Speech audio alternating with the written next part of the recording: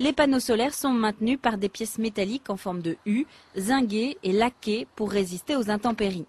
Celles-ci sont ensuite fixées au barson à l'aide de vis inox de 65 mm spécial toiture, une technique qui permet de présenter une résistance à l'arrachement d'une capacité d'1,5 tonne par fixation.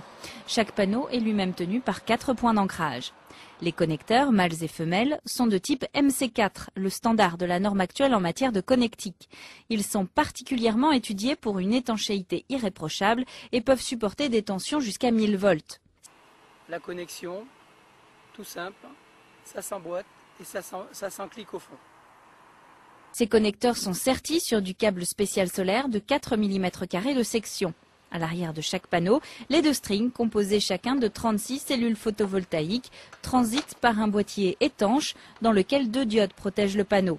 De ce boîtier ressortent 2 connecteurs, un plus, un moins, qui seront ensuite raccordés au réseau DC, le réseau du courant continu, qui sera ensuite transformé en courant alternatif par l'onduleur.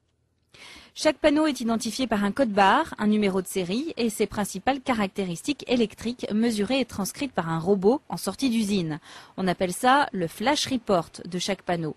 Ces éléments permettent de déterminer si le panneau est conforme aux normes européennes. On doit donc y retrouver la norme CE et TUV.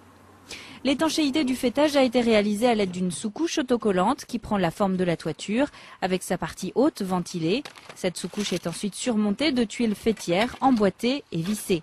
3 semaines après le début du chantier, les panneaux sont donc définitivement installés et connectés entre eux ce 10 novembre 2009. Retrouvez-nous très prochainement sur énergierenouvelable.tv pour assister au branchement des onduleurs et au raccordement au réseau EDF.